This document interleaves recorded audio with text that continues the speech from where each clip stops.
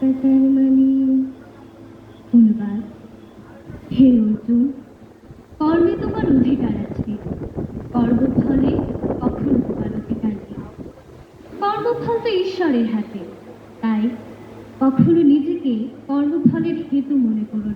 অর্থাৎ তুমি নিষ্কামভাবে ফল না করে আপন কর্ম করে যাও।